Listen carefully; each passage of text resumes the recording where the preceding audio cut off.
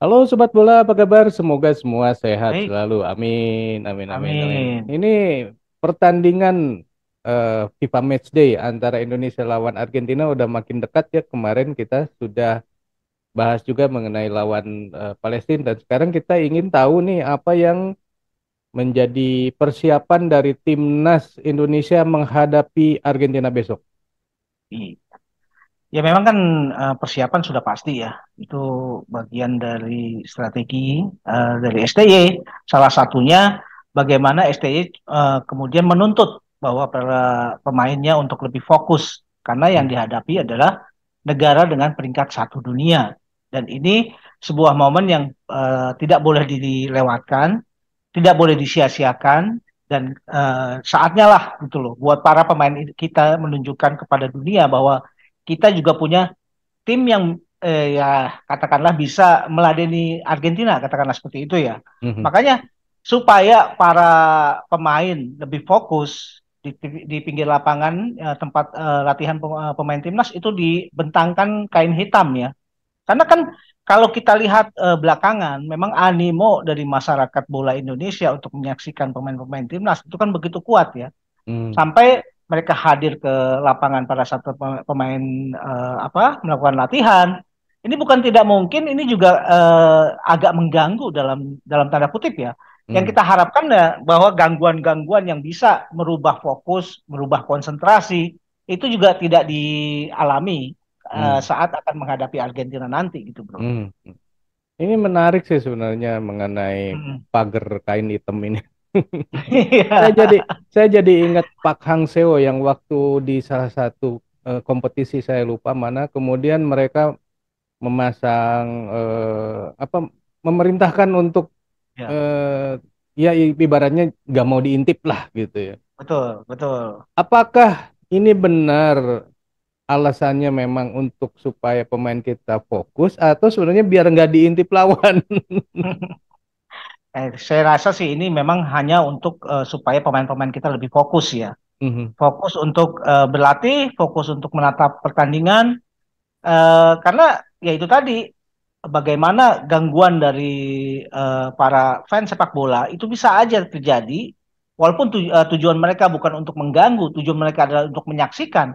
Tapi bisa jadi ini juga kan mengganggu konsentrasi gitu loh. ya, ya, ya. Makanya yang diharapkan oleh STY adalah fokus para pemain. Mungkin ini harus lebih ekstra ya Hmm, ketimbang ketika melawan Palestina. hmm, Ah, mengingat bahwa yaitu tadi jangan sia-siakan momentum ini supaya juga para pemain lebih punya kesempatan untuk memperlihatkan potensinya gitu loh bro. hmm, hmm. Ya itu dia kan kalau dulu Pak Hang Seo melakukannya ya mirip-mirip gitu Mm-mm, ya betul. supaya tidak diintip. Nah Indonesia nih kalau diintip kan sebentar aja mainnya kayak gitu ya udah sikat. Ya Kalau masalahnya nggak gini. diintip, kalau nggak diintip, wah ini kayak gimana ya? Ada inilah perlawanan lah dikit gitu kan. Mungkin konteksnya agak berbeda ya bro. Kalau Park Eh, Hang-seo memang konteksnya adalah kompetisi waktu itu di kalau hmm, nggak salah di AFF ya.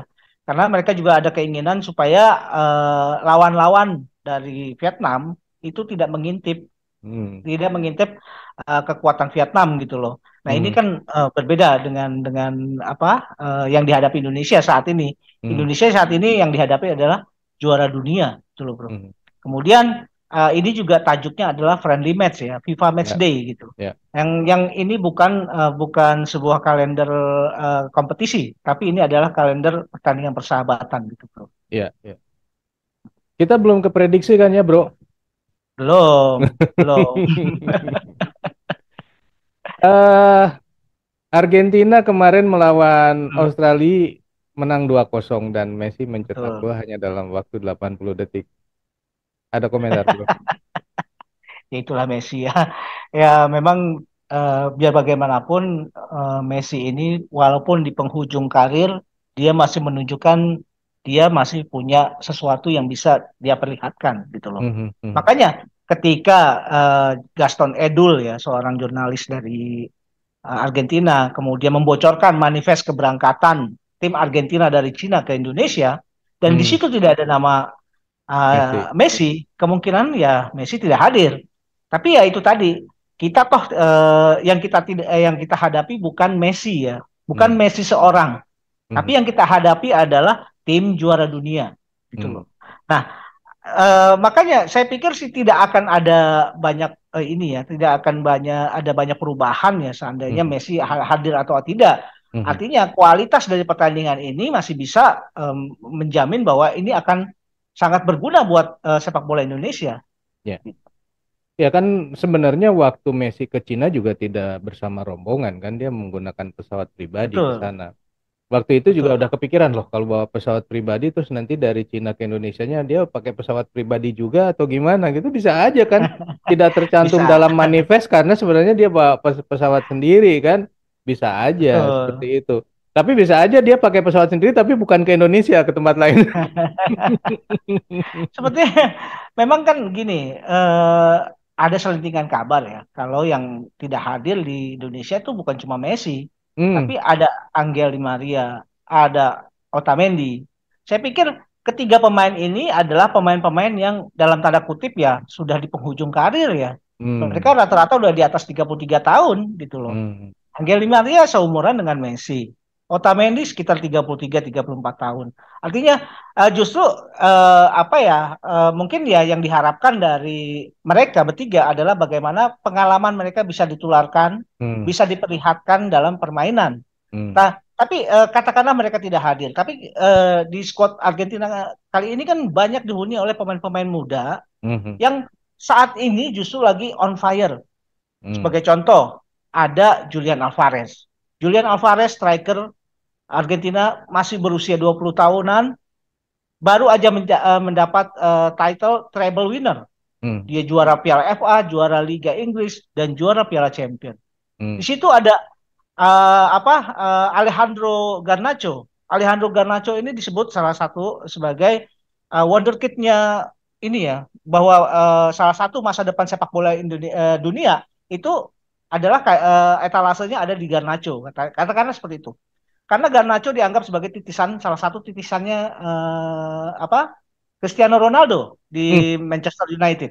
Loh kok. Masih berusia 19 tahun Hmm. gitu loh. Di situ ada juga kita masih melihat ada McAllister ya. Alexis McAllister ini jenderal lapangan tengah dan bisa menjadi pemain false nine di Brighton and Hove Albion di Liga Inggris. Hmm. Hmm. Brighton and Hove Albion bisa bermain di Liga Eropa nanti. Itu sebuah pencapaian yang bagus dari sebuah tim yang tadinya tidak dikenal, tim yang Hmm. baru promosi. Tiba-tiba dia sudah bisa membawa timnya masuk ke zona Eropa gitu loh. Hmm. Ini kan adalah pemain-pemain yang sangat-sangat bagus ya. Dan rata-rata memang pemain-pemain ini adalah pemain-pemain yang punya katakanlah kekuatan ya yang diharapkan oleh masing-masing klubnya. Mereka adalah Hmm. katakanlah membawa beban dari klubnya masing-masing. Dan itu mereka bisa bisa deliver terhadap hal Hmm. tersebut gitu loh, Bro. Ya, ya.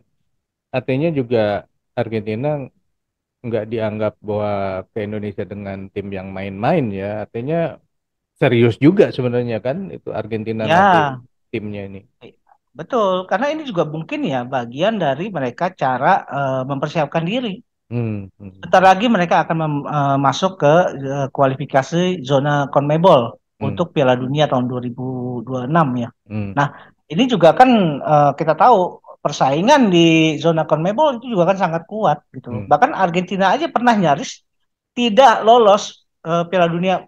Waktu itu mereka harus menjalani playoff melawan Australia. Untungnya Hmm. playoff lawan Australia mereka bisa mengalahkan gitu loh. Hmm. Artinya persaingan di CONMEBOL ini juga sangat sangat Ya, kuat ya, sehingga pasti. mereka juga tidak bisa memandang remeh ya dengan embel-embel atau title sebagai juara dunia. Justru ini membawa beban tersendiri sebetulnya. Ya, ya, ya. Ya, artinya kan gini, kalau mau dilihat atau Mhm. dibandingkan dengan tim Argentina sewaktu kemarin menjadi Piala Dunia kan pemainnya sangat berbeda ya. Waktu awal saja ketika disodorkan daftar nama yang akan melawan Australia di Cina saja itu 7 nama yang kemarin bermain di Piala Dunia tidak tercantum. Nah, kemudian Betul. dari Cina ke Indonesia Messi bawa pesawat sendiri bareng sama teman-temannya tuh yang seumuran itu kayaknya tuh bareng.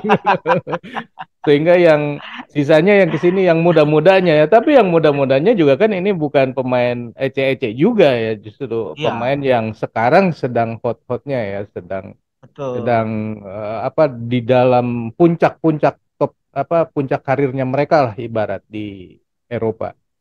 Artinya itu betul. juga nggak bisa dianggap remeh. Nah, yang menarik adalah ketika Sintayong ditanya targetnya melawan Argentina apa gitu kan. Ini juga pertanyaan yang mungkin agak-agak membingungkan juga buat STY. Hmm. Karena STY sendiri juga ketika ditanya seperti itu juga justru dia bingung mau mesti menjawab apa ya. Tapi kalau tentu dia juga harus realistis ya STY dalam melihat pertandingan ini bahwa yang dihadapi adalah Argentina gitu. Mhm. Argentina dengan title juara, Argentina yang punya banyak talenta muda yang Mhm. juga siap, yang saat ini yang Bro Eri bilang Mhm. bahwa mereka ada di puncak karir. Nah, tentu ini sebuah PR ya, PR yang berat sebetulnya buat STY. Tapi ini sebetulnya menurut saya ya, dengan Mhm. melihat hasil dari pertandingan melawan Palestina kemarin, Mhm. artinya secara tim, kualitas tim, mungkin Indonesia juga masih bisa ya, masih Mhm. bisa memberikan perlawanan. Mhm. Walaupun eh, yang saya asumsikan adalah mungkin pertandingannya akan lebih berat ketimbang melawan Palestina. Ya, Pada saat melawan pasti. Palestina kan kita possession ball-nya aja 59%, melawan Mhm. 41% Palestina. Mhm. Artinya penguasaan bola kita lebih bagus. Mhm. Apakah itu bisa kita lakukan juga kita melawan Argentina? Belum tentu. Dan saya sih tidak terlalu yakin ya bahwa Ya, Indonesia bisa possession ball-nya seperti ketika melawan Palestina. ya, Tapi yang paling kita harapkan adalah bagaimana pemain-pemain yang saat ini ada di skuad Indonesia itu bisa menunjukkan bahwa kebangkitan sepak bola Indonesia juga ternyata mereka bisa tuangkan, mereka bisa implementasikan di lapangan gitu ya, loh ketika betul. melawan Argentina gitu loh. Hmm. Agar juga semua juga katakanlah stakeholder sepak bola nasional mulai dari pengurus, Mhm. pemerintah, Mhm. fans itu Mhm. juga paling tidak punya optimisme Mhm. membangun sepak bola yang lebih bagus apalagi Pak Erik juga dengan akan bergulirnya Liga dan Liga Indonesia kemudian bekerja sama dengan regulator sepak bola atau liga di Bundesliga. Ini kan sebuah harapan bahwa kedepannya Liga Indonesia akan jauh lebih baik daripada saat ini. Ya sih, itu kalau kita mulai colek-colek liga ya. Iya. Tapi gini ya, pernah saya lihat satu video di mana Hmm, Ratu Tisa sedang bersama-sama dengan pemain timnas, tapi saya lupa timnasnya yang mana.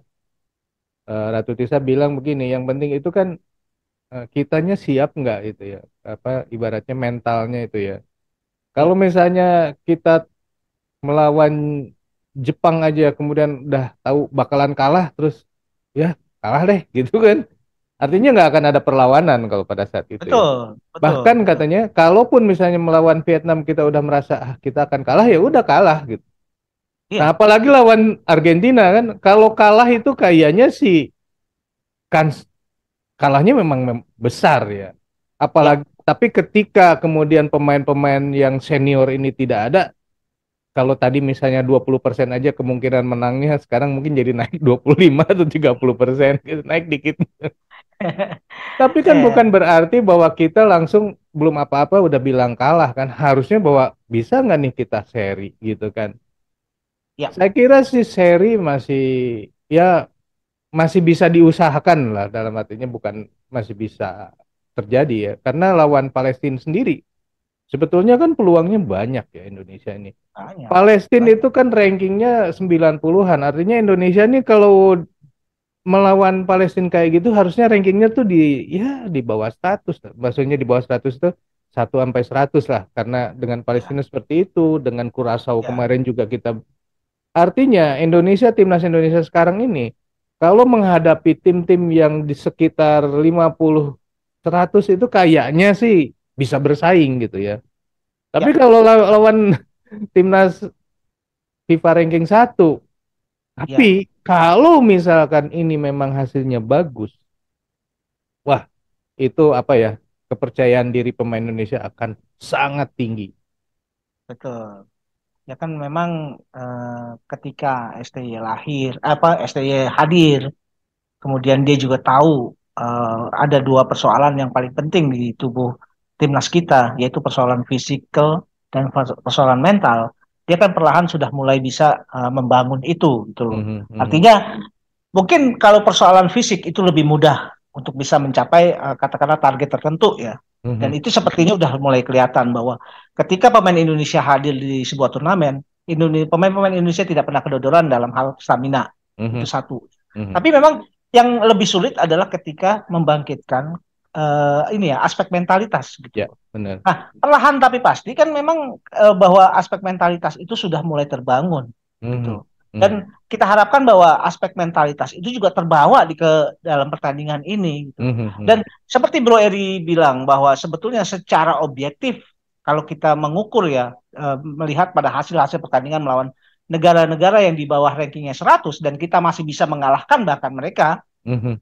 sebetulnya secara objektif memang seharusnya ya Indonesia itu ada di peringkat itu Ya, gitu. Kalau ya, sekarang ini, kalau ya, sekarang ini saya melihat ya, dan bisa jadi ya kalau saya melihat apakah potensi Indonesia di Piala Asia itu ada sangat besar sih menurut saya. ya, ya. Saya melihat itu. Bahkan di kualifikasi Piala Dunia ya yang Hmm, akan nanti mulai Oktober, babak satu saya yakin lolos. Babak kedua, dari babak kedua itu ada 36 tim dan kemudian hmm, diloloskan 22 gitu. Kalau nggak salah 18. Artinya Indonesia bisa loh masuk 18 besar. Iya kan? bisa, bisa, Sangat mungkin gitu. sangat mungkin. Iya, Nah, makanya kalau di kita yang target ya, target yang terdepan sebuah turnamen kan ada di Piala Asia Piala di Asia Qatar nanti. betul, ya. Di Qatar nanti. Melihat berkaca pada apa momentum yang ada, kemudian pencapaian dari apa yang kita lihat sekarang, rasa-rasanya sih untuk bisa melaju dari fase grup Indonesia punya kan seperti itu gitu loh. Ya, ya, Walaupun kita juga tidak bisa terlena atau katakanlah terlalu optimis ya. ya, Tapi paling tidak ini kan membawa harapan. ya, Harapan itu, optimisme itu kan juga bisa menular gitu loh. ya, ya, Menular ke para pemain. Kalau ya. dari pengurus, kemudian dari para pemerhati sepak bola dan para penonton timnas itu juga sudah menularkan optimisme, bisa saja bahwa optimisme ini juga akan menular kepada para pemain dan ini yang paling dibutuhkan bagaimana menumbuhkan aspek-aspek mentalitas. Nah, tujuan dari pertandingan-pertandingan kenapa Indonesia memilih negara-negara yang ada di peringkat 100 ke bawah ya, katakanlah Mhm, ya. mhm. Ya itu tujuannya itu supaya Indonesia tidak terlalu jauh gapnya dengan mereka gitu loh. Dan ini sudah bisa ada hasilnya. Ya, ya, ya. Gitu. Iya, betul, betul, betul ya. Saya sih optimis ya bahwa timnas Indonesia akan menjadi lebih baik dan apapun hasilnya melawan Argentina itu akan meningkatkan percaya diri pemain Indonesia ya, di Betul. kancah dunia. Oke, sobat, kalau menurut sobat sendiri, kira-kira bagaimana nih persiapan Indonesia melawan Argentina? Silakan tulis di kolom komentar. Sekian dulu obrolan kita, kita lanjut di video yang akan datang. Sampai jumpa. Bye. Thank you, bro.